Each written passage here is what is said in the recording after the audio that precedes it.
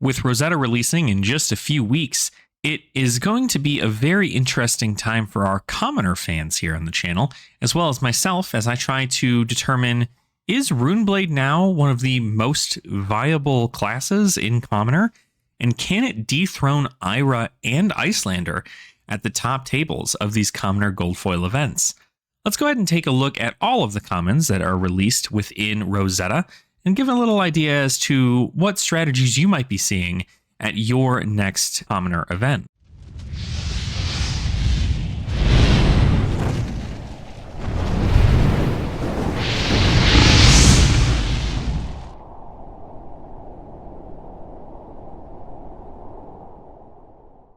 Welcome on in, Dragon Folk. It's such a pleasure to have you all here today. It is a fine morning here. I've got my cat kind of just vibing behind me, and we're going to talk a little bit about Rosetta. So with the release of Rosetta, there are a ton of new goodies for all kinds of talents and classes, and it really is going to increase the pool of new decks that we're going to see in these commoner events. So not only do we have Runeblade and we have Wizard, but technically we also have Elemental cards. We have new Lightning and Earth cards. So all these talents are going to be getting tons of support. So whether or not you're playing Oldhim or Lexi or Briar, or maybe you're just trying to play Terra and you're trying to upgrade them from that first strike deck that you ended up getting that got you into the game, there are tons of things that came out in common rarity that are really looking to switch up the meta and add a little bit more arcane into this format. Now, the good thing is that all of these cards and like how I view them, I guess, and their power level is certainly going to help me in my limited events for the pre-release. So I do suggest if you're not going to a pre-release that you should find the time to go. It is a great way for you to get a lot of cards to start out your own collection for Flesh and Blood if you don't already have some. And it also helps kind of build up. You get a lot of bulk from people who might not want bulk. And then you also just kind of end up getting your hands on things to help you build some of these heroes that you want to build. So without further ado, let's go ahead and get into it and talk a little bit about the commons. So here we have the weapons of Rosetta. Now you're going to see here, there is in fact a Rosetta Thorn that was printed in here. I'm going to let you all figure that out. There's a picture of it floating around online in the Flesh and Blood scene. Rosetta Thorn did get a reprint in the set, but it is not a regular reprint. It is a Marvel version of Rosetta Thorn. It's like a 1 in 100. Like there's only 100 of this card ever printed or something like that is the rumor. So don't worry about Rosetta Thorn here. Rosetta Thorn, while it's still very playable in Commoner, it did not get a reprint in the set, so don't try looking for it if you don't have one. Just go ask your locals, ask somebody, ask me. We have Rosetta Thorns. There's always Rosetta Thorns, so don't worry about all that. But let's go over the new weapons for these classes. So first we have the Rotwood Reaper, an Earth Runeblade weapon, which means that you need to have both of these criteria. You need to be able to use Earth cards, and you need to be a Runeblade. So the only hero that can utilize this card is Florian and Briar. Both of those heroes can use Rotwood Reaper. It's a good card. Very, very nice. You know, pay 2, and in most cases you've made an aura on your turn, whether it be a rune chant or an embodiment. So it'll come in for 4. 4 is a good breakpoint. 2 for 4, not too bad of a deal there. But no go again or anything like that. Then we have Starfall. Starfall is a pay 1 for a Lightning Runeblade weapon. So again, this one can only be played in Aurora or Briar. Briar gets access to both of these weapons because Briar has access to to Earth and Lightning cards. So therefore, she has access to both these weapons. Will it change from being able to use Rosetta Thorn? I don't know. I think if there is one thing that puts another card over Rosetta Thorn, because we all know Rosetta Thorn's a very, very powerful weapon. Pay 1 usually comes in for 4. That is very good rate. The only thing that might be more worth it in at least Aurora is playing Starfall, because Starfall is a lightning attack that is going to get another +1 and go again if you've played a lightning card. So 1 for 2 go again might be more valuable to those go wide Runeblade players than a 1 for 4 with 2 arcane and 2 physical. Do I think overall Rosetta Thorn is still a better weapon? Yes, but that all depends on whether or not your plan is to end your chain with your weapon or to continue your chain using your weapon, like FaB would or something like that. So Starfall, not a bad weapon. I like it a lot. I really like the design of Starfall over everything, because I thought this would be like the cool weapon, right? It is cool. It's got a little skull up there. It's a fun card. But Starfall looks so sick. Really, really cool card. Now let's move on to the wizard weapons. So here we have the Earth Wizard weapon for Verdance. Now in this situation, there is an elemental wizard that we know of, Icelander, but she can't use this weapon. So this is a weapon only for Verdance. And its effect says pay 3, amp 1, go again. And then when 1 or more Earth cards are pitched to pitch this way, the next time you deal arcane damage this turn, create an embodiment of Earth token. So pay 3 to amp your next spell. And if you've pitched an Earth card to pay for the Staff of Verdant shoots, then the next time you deal arcane, you get that additional embodiment of Earth token. You only get 1 because it's the next time you deal arcane damage. So you'll only ever get 1, but it's a nice way to give yourself a nice defensive capability and turn a lot of those actions that are in your deck into additional +1 value. So any of your actions that block for 3 will now block for 4. Any of them that block for 2, block for 3. So pretty cool. I don't know that it's going to be the most used weapon. I believe a lot of people probably want to use things like Crucible of Aetherweave might not be a terrible one to choose. But honestly, Waning Moon is probably more suited. You're able to play it at instant speed, and even if you can only play it at instant speed on your turn, because you're not going to really be playing many blues or non-actions at instant speed from your own perspective on your opponent's turn, unless it's like an Arcane Polarity or something, then you're going to get the Waning Moon value off of that. But Staff of Verdant shoots, it depends on if you want to go more aggro and less control. Verdance is probably going to be a very big control deck.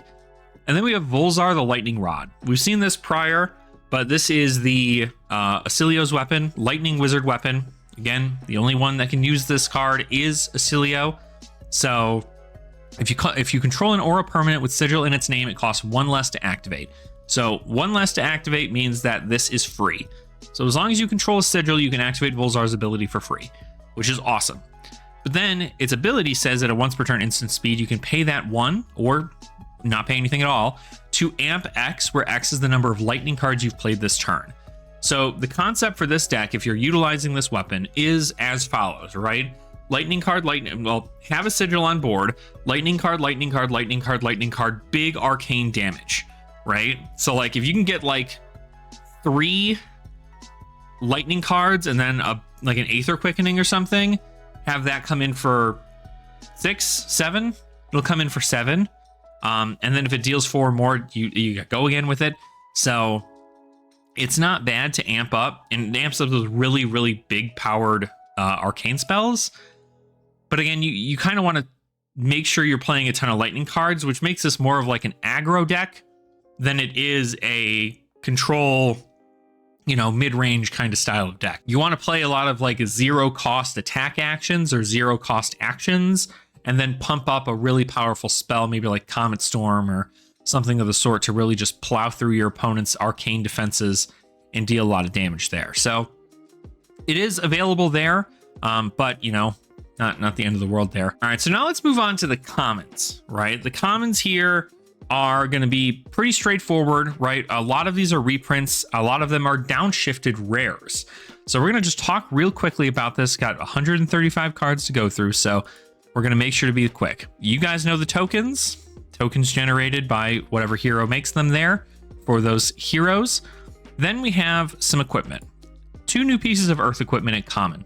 Helm of Lignum Vitae, which is if 4 or more Earth cards in your Banish Zone, this gets +1, and then it has Blade Break. And then Well Grounded, which is if you have 4 or more in your Banish Zone, you can prevent the next 2 damage to be dealt to you by destroying Well Grounded. Both of these cards care about cards in your Banish Zone for Earth cards, So if your goal in your Earth deck is to get cards into your Banish Zone, then these are great pickups because this is Blade Break 2, and you can do this pretty early in the game. Blade Break 2 and Prevent 2, so this can prevent either physical or arcane damage or just like raw damage from a different attack. Also great choices there.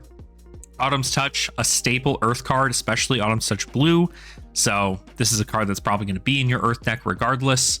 It blocks 3, pitches for 3, comes in for 5. You can even run the Autumn's Touch here. This is a good rate of 3 for 7.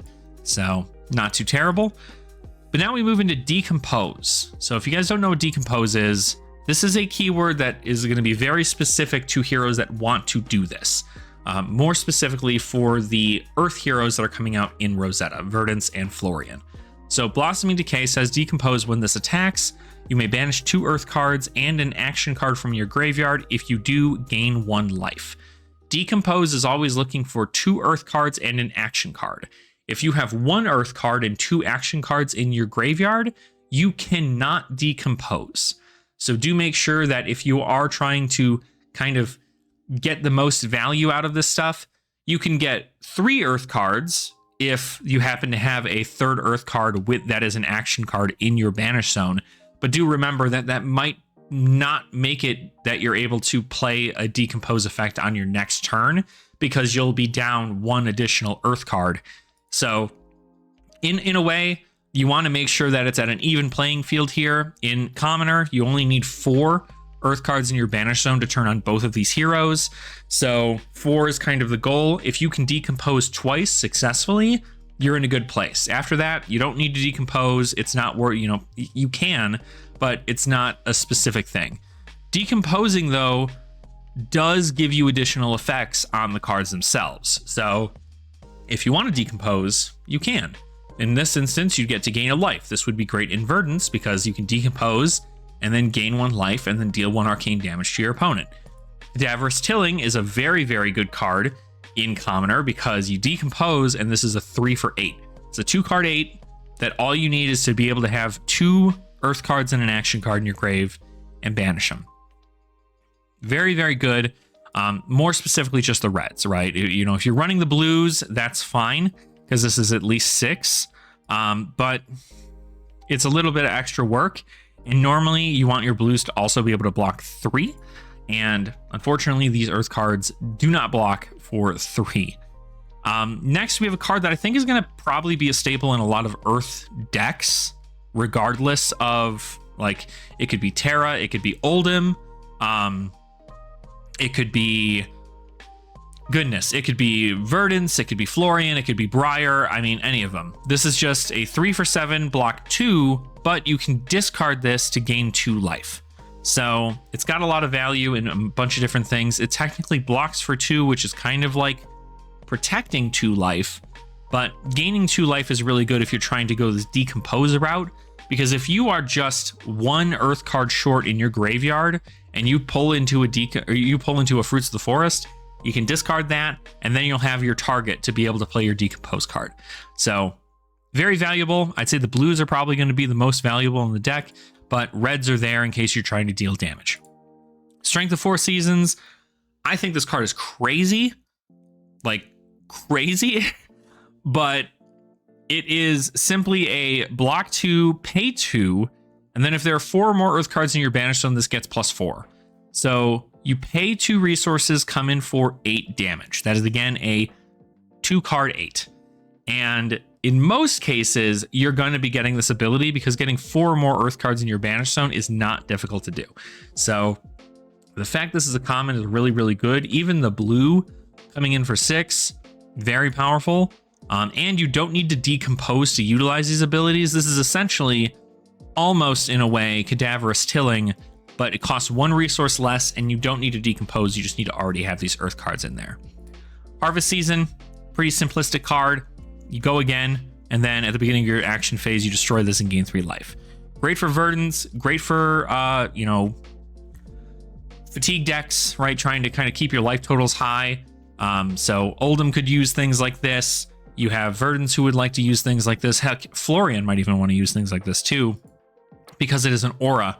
and creating an aura does turn on a lot of Runeblade stuff. Strong Yield we saw within the first strike decks, but this is simply just a make sure to buff your next attack this turn by +3 when it gets destroyed at the beginning of your action phase. It's not bad for one resource, but I think there are better earth buffs that you can play for your cards. So Strong Yield is great, but I don't think it does a whole lot in regards to these specific things. It'll be great in limited if you're trying to get over, but it's not always the most efficient version of of a buff. Then we look into Fertile Ground. Fertile Ground is a pay 2, gain 2, but if you already have the 4 or more earth cards in your banish zone, you gain 3 additional on top of it there. So, or you're not on top of it, right? You gain 5, 4, or 3 life. The blue sucks. If you're going to be playing Fertile Ground, play the red, because paying 2 to gain 5 life is significantly better than paying 2 to gain 3 life, because you have Sigil of Solace, and, well, not in Commoner, you don't have Sigil of Solace, but there are things that allow you to gain 3 life much better than paying 2 resources for it. And then we have Sigil of Earth, simply just an Earth aura that you can play for 0 at action speed, but it does have Go Again. And then when it leaves the arena, you create an Embodiment of Earth token. This might be okay if you're trying to play a more defensive style Florian deck, just because you're able to essentially get 2 Embodiment of Earth tokens when his ability is turned on. But otherwise, it's just a great protective ability for Earth heroes if they want to go that Embodiment of Earth route. Now we move into lightning stuff. 2 new lightning pieces of equipment for the commoner folks.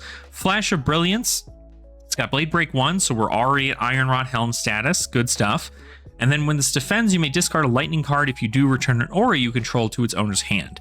Now remember, when these sigils, more specifically, when they leave the arena, you get their ability. So this is a great way for you to discard a lightning card from your hand, prevent 1 damage with the Blade Break, and then also on top of it, get an aura back to your hand, which will activate its ability to give you things like Embodiment of Lightning or Rune Chance or anything of that sort. Twinkle Toes doesn't block for anything. This is much like the Well Grounded for Earth heroes, except you need to have played an instant card this turn in order for you to prevent that 2 damage. So much easier for the lightning heroes to do that. Glittering Charge is a nice 0 for 4 with possible Go Again if you have activated an instant card this chain link.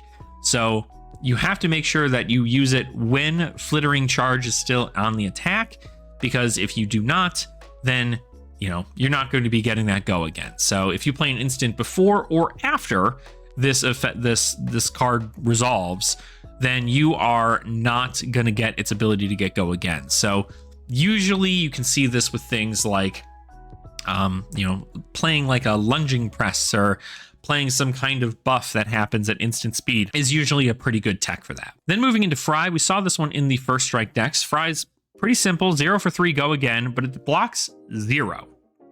So not sure if it's going to be the best use case, but the thing with this is that it's a lightning action. So a 0 for 3 with Go Again that is lightning, that makes Aurora's ability go online, and it also is affected to any of these lightning flow cards that we see that say you need to have played a lightning card in this chain in order for you to get its full ability. So it's definitely a very good 0 for 3. I'd say running the reds is like the better version of them, but you could run the blues because blocking 1 does kind of feels bad. But again, this is a blue that does not block. It has a block value, so it can block, but it is not actually going to block anything. Heaven's Claw we've seen reprint here, so simply just a 1 for 5. Pretty simple stuff. We saw this in Tales of Aria. Same with Lightning Surge, 0 for 4. If it was played from Arsenal and gets Go Again, great Arsenal target. You should always be putting this in your Arsenal target. I like playing the red and the blues because that way it's still a lightning attack with Go Again that I can utilize. But the reds are definitely the ones to keep more so for that end game to put on a lot more pressure. Speaking of pressure, we have Second Strike. This is a 0 cost, 3 attack, 2 block. It says when this attacks, if you've dealt damage this turn, it gets +1 and Go Again. So it is, in theory, a 0 for 4 Go Again if you've dealt even 1 point of damage to your opponent during the chain link. So it is very, very important to have that there. If your plan is to come in with a whole bunch of breakpoints, all these 0 for 4s with go again, maybe even being able to throw a bunch of rune chants or some form of arcane damage at your opponent, and that is going to really help you in that regard to push forward and get a lot of that value off of this card. Trip the Light Fantastic. This is another 1 for 5, kind of like Heaven's Claw, except it only blocks for 2. But the upside is that you can also discard this to prevent the next 2 damage that would be dealt to you. So if you don't really have a lot of arcane damage, or maybe you're going up against a lot of like dominate abilities, Trip the Light Fantastic might be something to help you save a little bit of damage there in that regard to kind of preserve your life, which is not bad, but it still only blocks for 2, which is kind of a feels bad there. Flash, we've seen this as a reprint here. This is just a play this and your next thing that doesn't have go again will get go again. So pretty important stuff. 0 cost, 1 cost, and 2 cost. Utilizing things like Blue Flash in Briar is going to be pretty funny, because you can theoretically utilize Blue Flash to have some really powerful Earth card get go again, and then come in with another powerful Earth card afterwards. It's kind of fun in Briar, specifically because you get to use Lightning and Earth actions, but Flash getting pushed down to common is certainly very helpful for those. I need to be able to play a lot of attacks and go wide. Then we also have Electrostatic Discharge, and a lightning instant that you can utilize with things like Flittering Charge. What this says is that the next attack action you play this turn with cost 1 or less gets +3. So it's essentially not going to buff the Flittering Charge, but it's instead going to buff the next thing that you play, which is really important there. And then Sigil of Lightning, much like Sigil of Earth, if it's destroyed, you create an Embodiment of Lightning token.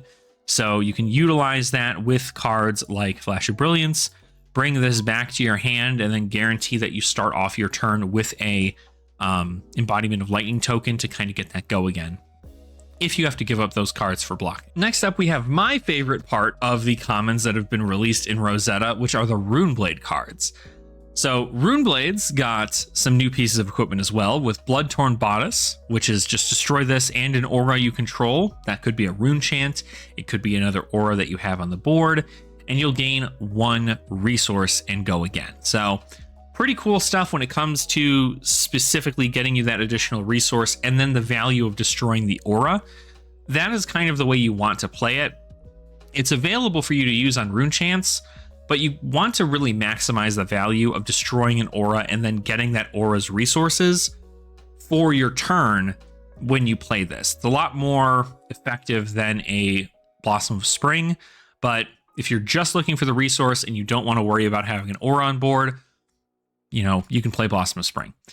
Runehold Release helps you get an aura on board, though, with the ability to create a rune chant token. So this is simply just 1 rune chant token, good and done, doesn't block for anything. But the good news is that a lot of these Runeblade cards care about whether or not you played or created an aura this turn. And so you can do that strictly by utilizing the Runehold Release, which is very, very good. Arcanic Spike is a nice 2 for 7 in most cases if you've dealt arcane damage this turn. It does block for 3, so we like to see that.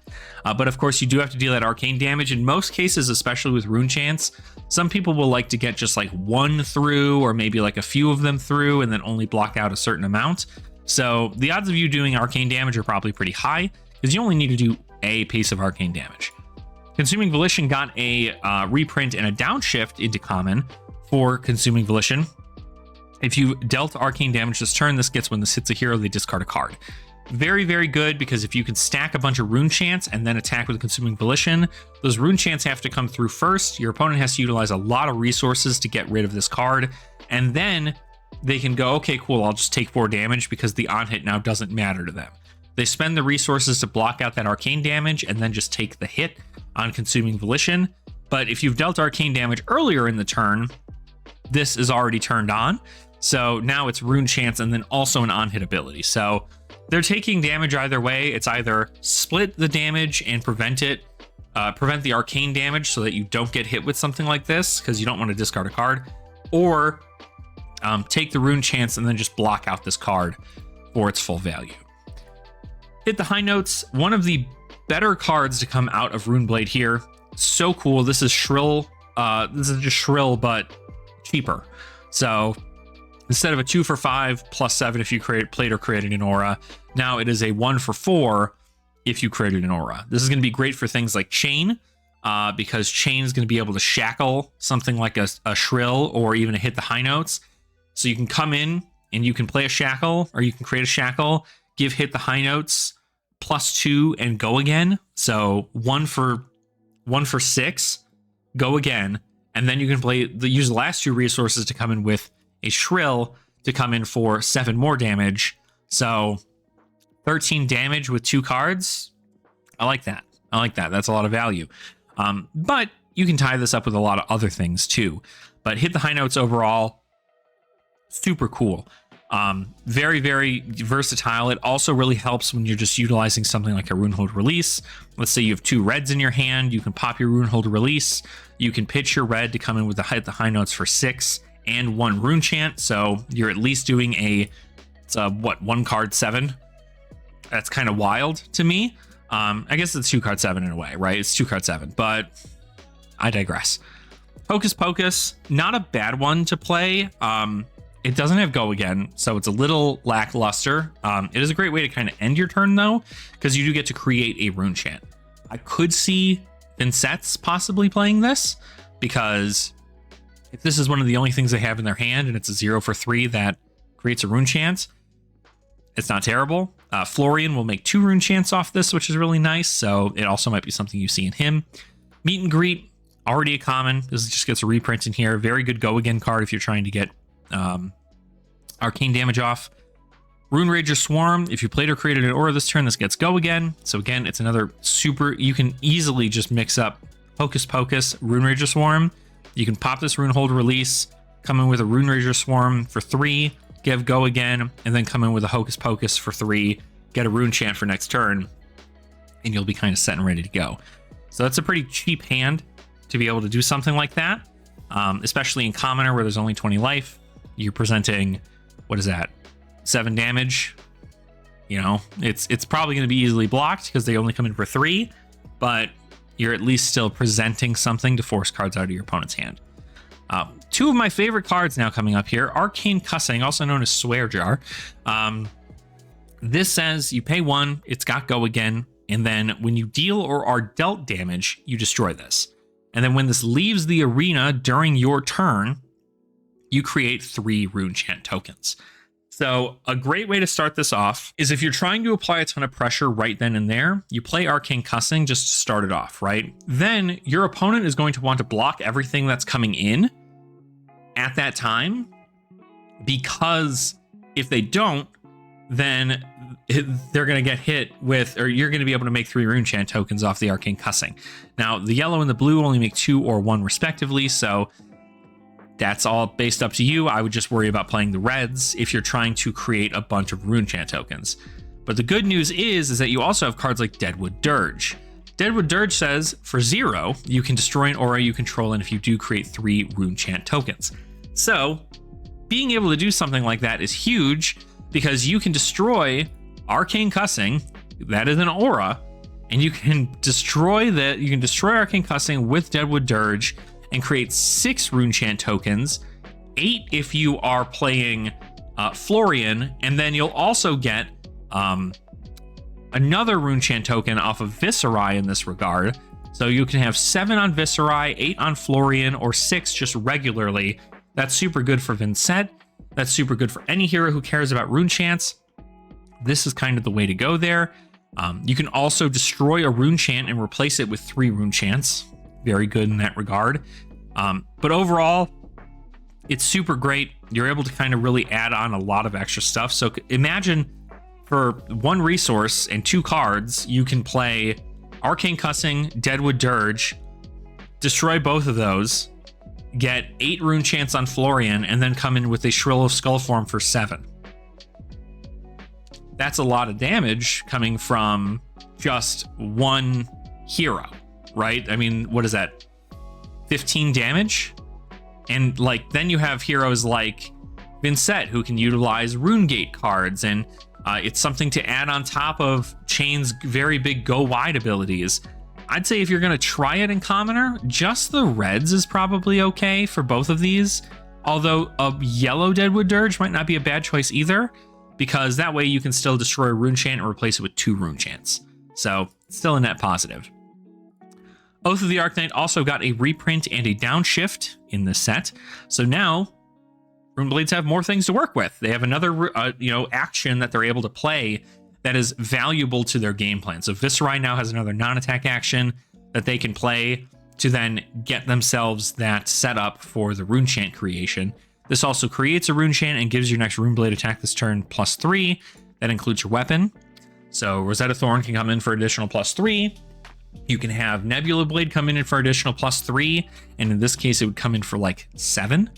Because if you played a non-attack action, it'll get +3 there. So it comes in for 7. On hit, create a Runeblade or a rune chant. So a lot of value off of just these couple of cards. A lot of people seem to play the blues over the reds, but we'll see what takes in commoner there. And now we move into the wizard stuff. Not too much I know about the wizard stuff in regards to how well it actually increases their game plan. We know that Icelander has been doing really, really well in commoner. So some of these cards might be good picks for her, but they're not ice cards.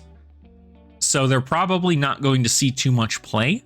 I'd say if anything, you end up seeing this arm piece being used here. Hold focus, destroy this to amp 1, go again.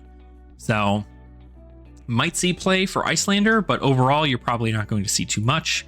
And then Inclined Cloak, a new wizard chest piece. You can destroy this to gain a resource and activate it only if you control an aura permanent with sigil in its name.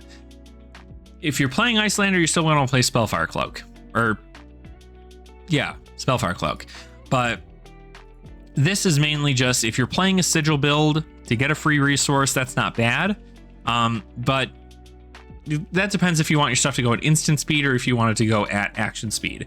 Because you could also just play Blossom of Spring and at action speed guarantee that resource and not have to worry about having a sigil. So it is what it is there. Aether Quickening got a downshift to common and a reprint in the set. Pay 1, deal 4. If it deals more than 4, gets go again. So you can amp this card to give it go again and then come in with another arcane spell if you're trying to do a more aggressive build. Arcane Twinning. This is I think it's Twining now that I see it. Arcane Twining, 0 cost, 3 block, deal 3 arcane damage to any target, and then you can discard this at any point to amp 1. Not bad if you're trying to amp up a big spell. Like let's say you're trying to just amp up a really, really nice like overflow or something. You could just amp it at instant speed and have it deal some additional damage there. Etching of Arcana, deal 3 damage to target hero. A lot of these common cards are going to have that same kind of zap effect of deal 3 arcane damage to target hero, 3, 2, or 1 respectively. But they all have the Surge here. So Surge, if this deals more than 3 damage, you may return an aura with sigil in its name from your graveyard to your hand. This gets you some recurring, which is really, really nice there. Exploding Aether, amp 3, go again for the red. It'll be amp 2 or amp 1 for the others. This is pretty good. Being able to amp 3 for 2, that gets a lot of additional damage onto your arcane spells. So if your goal is to amp 3 and do an Aether Quickening for, a blue, you can amp 3 into an Aether Quickening and then come in with something like a zap. And this will probably get go again because it's going to come in for 7 arcane damage. And they're going to have to block out 7 arcane damage, which is just insane.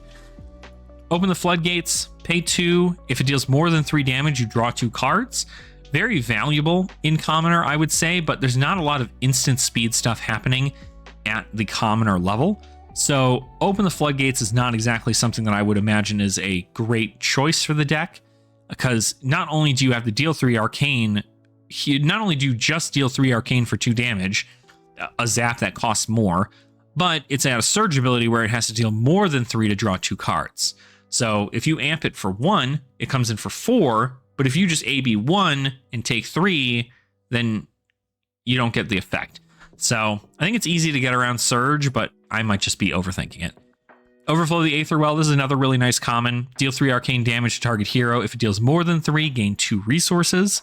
This is really great, but unfortunately, you're not going to see a lot of play with it in commoner probably, because there's no way to do a lot of instant speed things. So with that being the case, like Icelander is going to want to run a blue, Kano might want to run a red, but he still has to be able to amp it. Everybody's still got to be able to amp it, whether it be a Cilio or Verdance. They still have to amp something, and it just might not be worth it for that. So we will see how these work. Wizard mains, let me know in the comments what you guys think about all these. Perennial Aether Bloom, 0 cost, deals 3 arcane damage to target hero. If it deals more than 3, put it on the bottom of its owner's deck. Pretty good card for keeping that fatigue game long. I expect Verdance will probably play something like this just to be able to keep cards inside of her deck. Photon Splicing, pay 1, deal 4 arcane damage to any target, discard the Samp 1. This is Arcane Twining, but higher on the tier. And then Trailblazing Aether is actually Aether Quickening, but lower on the tier. It costs 0, and it does the same effect as Aether Quickening. So if you're trying to go for like a go wide wizard deck, utilizing Trailblazing Aether and then also Aether Quickening are probably going to be some pretty great utility for your deck in those regards. And then you have Sigil of Forethought. At the beginning of your action phase, destroy this. When it leaves the arena, create a ponder token. Gives you something back if you have to defend with your entire hand, and still gives you something to use. So not too bad, but it's just a ponder token, not the end of the world. Now we move into the generics. So here we go. We've got the Runaways armor set. So Runaways, originally printed in Tales of Aria, now has 3 other pieces that you can put in with it, mainly for limited, but you prevent the next 1 damage that will be dealt to you this turn, activate only if you've been dealt damage. It's okay in a pinch, but you're not going to be running this in Constructed Commoner probably ever. You're probably just going to want to run things like Iron Rot or something of the sort. Then we have a Findo's Fighting Spirit getting a downshift to common. Now, this is actually a pretty big deal here because this is another card for Icelander to use. This is great utility for any heroes that care about big poppers or being able to just like prevent some additional damage with the life gain here. Because even if you go to like pop a Phantasm card with this, you still gain the life, which is really, really good. And then not to mention, if you have less life than your opponent, you'll gain a life when playing this. So not only is it a really big, powerful card that comes in on rate, but it gains you a life if you attack with it or defend with it if you have less life than your opponent. So it's pretty good to see that in common. I'm not sure how effective it's going to be, but it's certainly better than things like Raging Onslaught and stuff like that. You don't need to utilize that card anymore. We also have Sigil of Fendal. This is a go again sigil, right? Much like the other sigils, except this one comes in when it leaves the arena, gain 1 life. It's going to be great for the life gain deck, but overall it is just 1 life. So for an entire card for 1 life and 1 arcane damage and Verdance might not be worth it, but it is blue, so it might make the cut. Now, Arcane Polarity is something else in this set. I think this card is actually going to be utilized a lot in Commoner because it just seems really overrated. So gain 1 life, or if you've been dealt arcane damage this turn, gain 4 life. So if you're going into an Icelander matchup, or you're going into a Runeblade matchup where there's the possibility of Rune Chance, being able to have this in your sideboard just to kind of swap in allows you to play an instant and gain 4 life after taking 1 Rune Chant. And that's kind of a huge trade-off. It also really helps in regards to if your opponent has hit you with a Aether Ice Vein and you've only got 1 card left in your hand. If you play this, a red, right, you can play it, and then it essentially negates the damage that would come off of things like Waning Moon. So, and also gain you a life in that regard, because Waning Moon will only come in for 3. This will gain you 4 life. So you'll gain 1 life off of this, which is pretty good. I think you could even see some use in the blues, but I would rather just run Oasis Respite and then also Arcane Polarity on top of it to kind of give you a better odds into these arcane damage builds. But that's strictly an arcane tech. I do think this card is super overrated though, and I think is going to be something we are going to see going into those wizard matchups. Brush Off also got a reprint in the set. We all know what this does. Next time you be dealt 3 or less damages to prevent it, 2 or less or 1 or less. It's got to be exactly that though. So if somebody's coming in for 4 arcane damage, you can't brush off that arcane damage. But if they're coming in for 3, like any of these other wizard cards can, you can just play Brush Off and it'll prevent it. And that is everything for Rosetta and all the comments. So nice, almost, hour-long video here talking about the goodies of Rosetta, but hopefully you guys got to learn a little bit about the overall aspect of what we're getting in the set. Again, not really a wizard main. I understand Runeblades a lot more, but I don't know enough about wizards. So a lot of these cards, besides maybe Exploding Aether and probably like Overflow the Aether Well, are probably the only cards in which I'm like, yeah, those are pretty good for wizards. But most of this is just more zaps, but they've got surge abilities. So if you can give them buffs, especially with things like Aether Quickening and Trailblazing Aether, you're able to go ahead and force your opponent to pitch for that.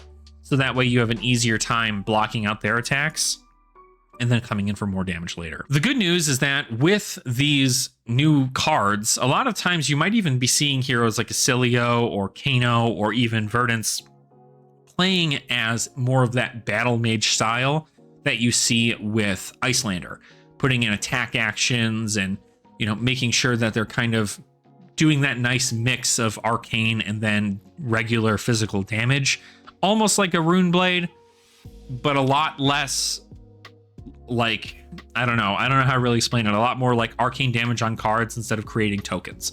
So it's pretty cool to see. I'm curious to see who's going to be brewing up some pretty nasty decks for the commoner format. And I can't wait to see which of these heroes end up hitting the top tables during the next commoner gold foil event. But let me know what you guys thought in the comments down below. Are any of these cards jumping out as you as absolutely insane format changing cards? I'd love to know. And then you can also make sure to like the video down below by hitting that like button, and then subscribe to the channel as well if you have not already for more commoner goodies, because we're not done talking about commoner. I've got 4 decks, probably like 8 decks I got to make for this entire, month because of these heroes. So very excited to try those out and test them with everybody and kind of get into the motions for it. But yeah, make sure to go ahead and do all that. And then I just hope you guys continue having fun in the flesh and blood. And I will see all of your beautiful faces in our next video.